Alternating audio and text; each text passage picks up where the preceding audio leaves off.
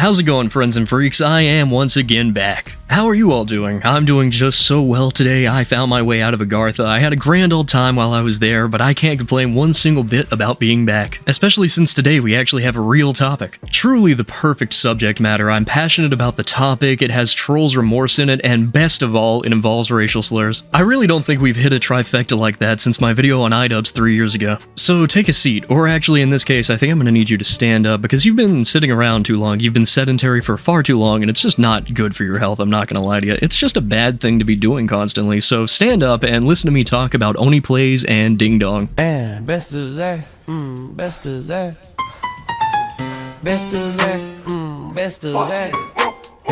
I suppose I should set the stage for you, though I would be absolutely befuddled if I found out a single one of you did not know who Oneyplays is. Oneyplays is one of the few Let's Play channels that still exists, and arguably maybe the best that has ever done the format, one of the greatest channels of all time. Hosted by the eponymous OneyNG, aka Chris O'Neill, aka the guy who created the Armenian Corey meme. If you are somehow unfamiliar with this guy, then you will surely recognize one of his frequent collaborators, Psychic Pebbles, the guy who made Smiling Friends. Or more importantly, the guy who did this bit, which is probably my favorite bit of all time. I love this. I quote this all the time. Oh yeah, no, this was a very last minute, short notice, late night rendezvous. Chris ran into my room and started shaking me and said, Lyle, wake up! You gotta wake up, please! Lyle, turn on the TV! They hit the Pentagon! They hit the fucking Pentagon! I can't get up there. Fuck! Turn on TV, it doesn't matter what channel. Fuck! Honestly, Oneyplays is probably the most quotable thing I've ever seen. It's just so genuinely funny, and so many of the bits just constantly land. I mean, look at my phone wallpaper. I love this stuff. And a big part of what makes Oneyplays so good is the cast. The friends that he has are just so fun to watch, so fun to listen to. They have such good banter. They bounce off of each other perfectly. And two such collaborators were Ding Dong and Julian. They were both relatively liked and pretty funny back in the day. Everyone enjoyed them. It was a pretty good time. In 2018, they'd stopped being regularly featured on Oneyplays, but they'd still make occasional appearances all the way up until 2021. But alas, something insidious was lying just beneath the surface. In the mind of every YouTuber is the potential for great tragedy. A cursed entity that if you feed will slowly grow and grow until it consumes you and you're left with a fan base that does not respect you and is only surface level. A plague of the mind known as trolls' remorse. And sadly it would appear that Ding Dong has fallen victim to such a plague. Anyway, that's enough preamble, let's actually get into this. So the other day I saw maybe the most haunting thing you can possibly find on Twitter. A Kiwi Farms post that mentions the name of someone you like. This post reads as the following. Former co-host of Oneyplays, Ding Dong VG and Julian have been streaming almost continuously for a full day after saying that Chris O'Neill and his viewers are probably alt-right Nazis. There's not really a starting point, but this is the post that made me laugh. Anytime you hear about a content creator going on a stream just to maul and seethe over another content creator, you know it's gonna be good. Especially if they used to be friends, it's always a classic crash out. So in the quotes to this post, I found a little thread that's going to help us out greatly today by an account called Halo Wars. Very kind of them to do this. It's always nice whenever someone consolidates information like this, because otherwise I'm just going on Kiwi Farms for like 4 hours and just being confused by the layout of things. I like Kiwi Farms, it's a great utility, but it is so annoying to navigate sometimes. I might just be too dumb for it, I'm not gonna lie to you. Anyway, so the very start of this thread says, "Holy shit, Ding Dong and Julian are pathetic," with this attached clip. In the past I had to avoid saying the word Oneyplays. And now I can did pick up on that one. I can say Oneyplays ruined my life for many years. And this is why I ban people who come in with Oneyplays references. Because I automatically expect that they're dangerous. So it would seem that things have really changed since 2021. Apparently Ding Dong believes that Oneyplays fans are dangerous, and that referencing a show that he used to be on is somehow an indication that you are just a bad person in general. Apparently the chud swag is just that strong. Now I'm gonna be trying my best to censor the R word here. I know, I like using that word as much as the next guy, but I got my first community guideline strike recently, and while that was for supporting a certain organization in Ireland, I just probably shouldn't be pushing the envelope right now. The posts in this thread are mostly just giving context. This one says, "Shitting on Smiling Friends for racism and needlessly insulting Zach. Zach is Psychic Pebbles, the creator of Smiling Friends." An episode about getting overly offended and wanting to kill people. It's weird that that's a consistent theme, huh? It's in more than one episode, even. The Hidden Worm Society running the government. That's why that shit is in there. You have to remember a lot of the people who were involved. You have to remember where a lot of these people came from prior. People just wanted to kind of automatically assume that if they stay quiet for long enough, their mentality has changed, even though they haven't. Man, I can go back to an example that's not even from the show. I only got to hear about this one because I don't watch the videos, but I had someone quote it at me, and I'd be like, why are you saying that, man? That's nasty as shit. That I had somebody at one point say to me, like, I am bipolar, and I am autistic, and these are the things that I have, and these are the things that I deal with. And I was like, what are you doing? Pisses me off. That's like, I don't know if it's my autism or my OCD or my Asperger's or my schizophrenia or my bipolar disorder, but that's you want it all to look nice. And they went, oh, it's a bit. And I was like, that's not a bit. Where did you even hear that one from? And they told me, and I'd be like, man, do you know why he said that? Because he's seriously just trying to insult people who have to deal with things like that. That's why I said, I'm confused why people weren't able to pick up on this. I thought it was really obvious. I thought it was really clear, because in the past, everyone did pick up on it. I don't know what changed. Did things just get bad enough in real life that this kind of thing just gets ignored now and people don't even realize that that's where it's coming from? It would seem that Ding Dong has become completely impervious to the understanding of comedy. He is so smooth-brained that he has lost the ability to conceive of a joke, despite the fact that he said worse stuff not even that long ago. It's always so sad to see someone you used to find funny get offended at, like, normal baseline jokes. But this speaks to the problem that we're going to see more and more as these clips go on. It would seem that Ding Dong now believes there are secret hidden meanings in every possible joke. And even more annoyingly, the conclusions he comes to about what that hidden meaning might be are just so asinine. Like, genuinely, do you think that joke is making fun of mentally ill people, or do you think it's making fun of people who pretend to have mental illnesses to explain their poor behavior? For some people, mental illness is like a star sign that they can point to and be like, oh, I'm a Leo, I had to do that. Maybe I'm just jealous because sociopath is never treated like a good excuse. Maybe someday dropping an anvil on someone's head like a Looney Tunes character will be treated like the cry for help it actually is. This next post says that Ding Dong schizophrenically claims that Lyle, which is another one of Chris's collaborators, and Chris brought up Tuba to expose that he's a furry and take pot shots at him in a grand conspiracy. That is something I've neglected to mention thus far. Ding Dong is a gay furry, and while that is not hugely important, I want to make it clear that I don't hate gay furries. I know that 30% of my audience, at least the subscriber count, is gay furry. It's a lot of you, it's an alarming amount of you, and I would never hate my audience. I would never be afraid of you or anything. I'm not making that up, by the way. That's real. That's 100% true. Everything I just said is entirely true. They do it to a lot of people, by the way. Constantly taking vague shots at people over and over and over again. They did it to us too. They did it to another situation, and a lot of people found out about it later and figured out, like, oh, that's what that meant. I didn't really get it, but now I get it. Yeah, they've been doing that for a long time. If there's something they say in a video that doesn't make a lot of sense, they're probably referencing an actual person that they're hoping to hurt through one of their videos. That was why they brought up the tuba thing in the one video. That was them trying to take a shot at me. That's just physics. Mm-hmm. Is that a big tuba? What is that? Oh, I'm horny. Let's go into it. Fuck. I'm not horny anymore. Now I'm horny. There you go. Damn it. And they were trying to expose people to the fact that I was a furry. Then a few months later asking me if I'll record with them again. Which maybe was even partially trying to test the waters of, did you see when I called you out in front of everybody and tried to get you hurt?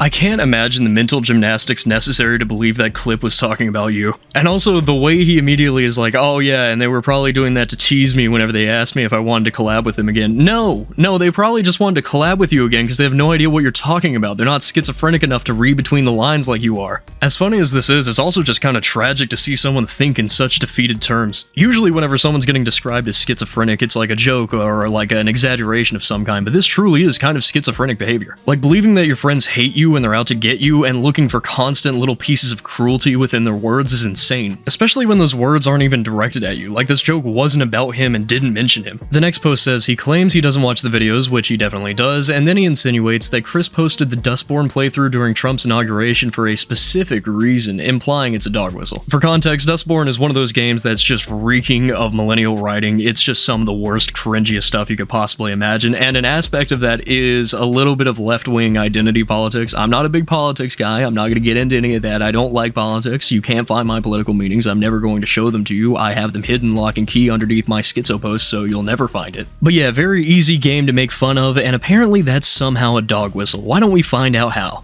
I don't watch the videos or anything, but I sure as shit did see the Dustborn thumbnails and everything. That was not a mistake posting that during Trump's inauguration and everything either. Clearly it was backlogged. Yeah, the SJW thumbnails and everything. Gee, I wonder why this is going up. I'm gonna be honest, I've never really understood the concept of a dog whistle. Like, are your political opponents practicing some sort of witchcraft, some sort of ritualistic behavior where if they post a video at the certain time and the moon and the stars align and suddenly a president gets inaugurated, something's going to change? Or is the idea like they want to hide their political beliefs like an Easter egg for, oh my god, you found it, oh, I'm actually a chud? Just seems kind of like a dumb premise, but in actuality, I think I might kind of get it in that regard if it is like that, because I have been hiding Easter eggs, but you'll only get the full puzzle if you watch every single one of my videos, so you better get on that. Also, the craziest thing about this is he's just wrong. The video was posted days after his inauguration. It didn't even line up in the way that he said. The next post says, the one most people are talking about, Ding Dong claims while having Chris over, he slept the entire time, searched through their belongings and Julian's diary, didn't do any work, and talked shit about them in the bathroom, implying he was listening for some weird reason.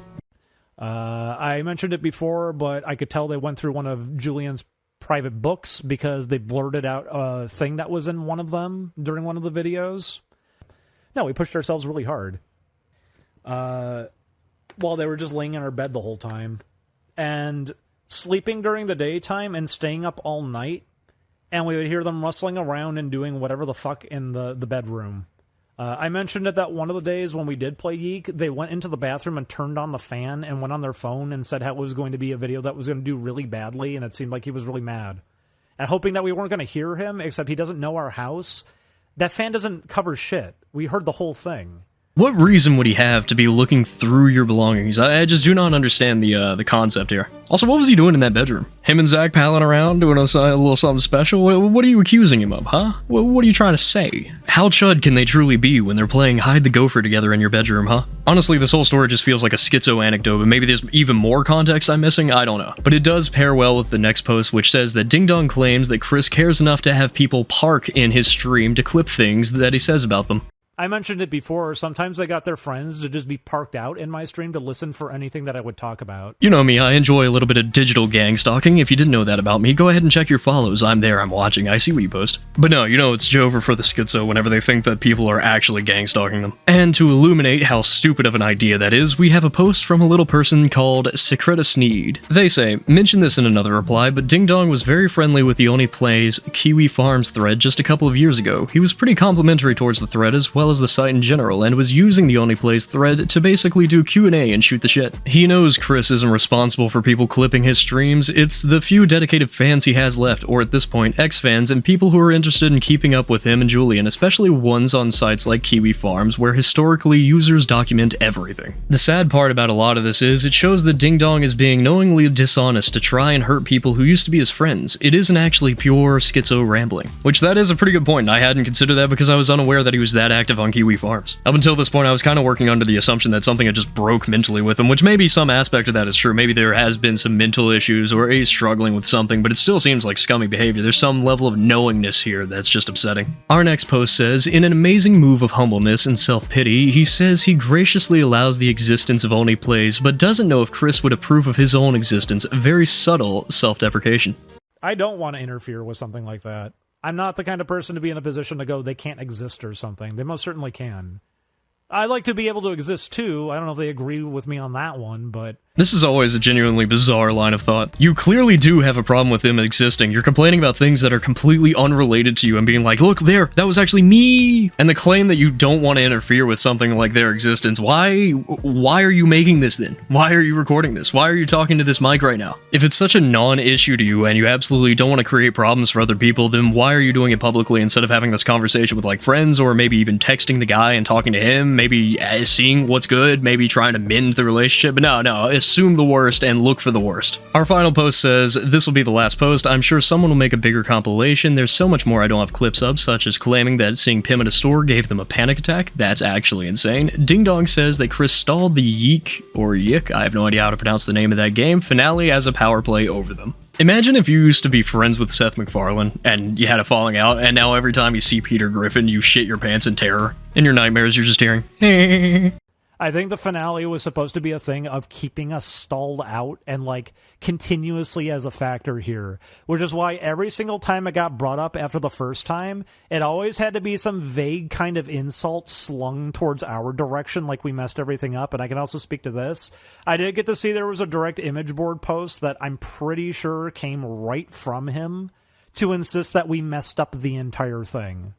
Which, if you guys follow us and if you know anything about us, no, we commit ourselves very hard to the things we do. It's why I put up with all that to play Yeek to begin with, even when the game froze and even with all the grinding, and that's why I reverse engineered the game. No, I put a lot of effort in, actually. It was really unfortunate. And it's why it took someone having to donate money for them to eventually say that there was no finale. And having kind of their mannerisms slip out a bit, being a little bit backhanded to people over that. For example, the slanty smiley face thing is being done sarcastically whenever it's being done. Just something to take note of, I guess.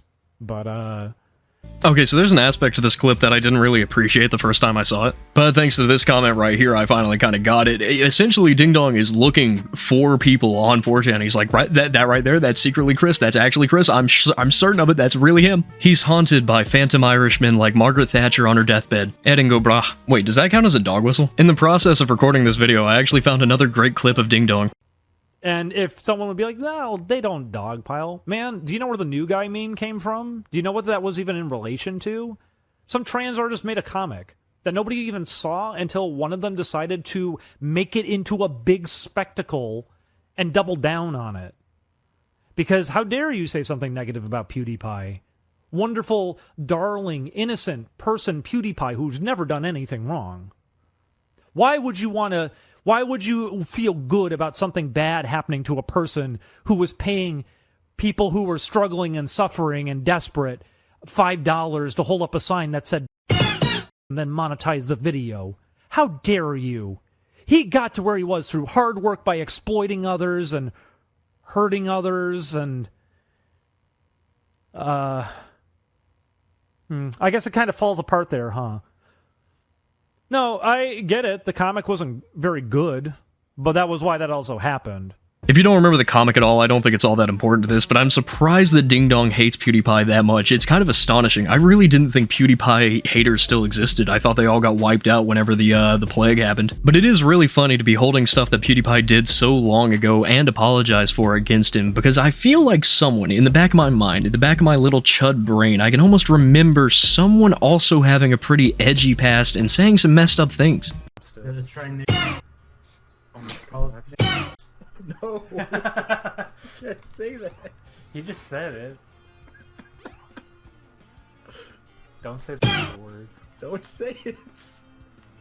Now, I understand this is a fair bit different from paying some Africans to hold up a sign, but I feel like, honestly, none of it matters, and none of it's all that bad. I don't think paying some people to hold up a sign is some kind of evil act, even if those people are, like, underprivileged or whatever. I feel like, if anything, giving the money is not that bad of a thing to do. And likewise, I don't really have any issues with slurs at all. I think YouTube does. I wish it didn't, because it used to be cooler, but it does, and that's kind of sad. Regardless, if you're going to do this kind of broad condemning statements for past actions, then you should make sure that at that same time period, you weren't also engaging in that exact type of comedy. If you hate it so much, maybe you shouldn't have been doing it, because it just reads as hypocritical. Now, at the end of all this, I think we have to ask ourselves why and how did things end up in this state? I believe the reason they became like this and the reason they've gone kind of a little schizo and things have gotten a little out of hand is simply whenever they left, Oneyplays got huge. And I guess they felt as if the bridge had been burnt and they had no way back, so instead they reframe Oneyplays as some kind of great evil. That seems like the natural conclusion of things. And the worst part is, it seems that they've convinced themselves of this. But that's the nature of Troll's remorse. It makes you so blinded, so absolutely unable to see the poor decisions that you've been making. It's a self-flagellation with no benefit. And the attempt to drag politics into it just completely falls flat on its face whenever you realize the audience is so big and has so many extremists in literally every regard. It's kind of a bit in and of itself. The only positive outcome that could possibly come for these two is if they start to walk things back, get a grip, and walk all of this back. Because like we've seen with H3H3 and iDubbbz in the past, this Troll's remorse only achieves the simple thing of broadening your audience to a bunch of people who do not care about you and will leave your side the second any anything gets sketchy. They aren't that invested in you. And honestly, this was so schizophrenic that I'm not even sure it broadened the audience. I think it just alienated your previous audience. But that's just the way I see it. Please feel free to leave a comment if you have a different take, or if you just want to leave a comment to support me. Anyway, that'll about do it for this week's video. Please go down, check out the subscribe button, maybe look at it, maybe make sweet love to that subscribe button even. I dare say you might want to do that. And maybe go check out my Twitter if you're all that interested in that kind of thing. Thank you so much for watching. My name is, has been, and will continue to be Crucifix in the foreseeable future. I love you. Goodbye.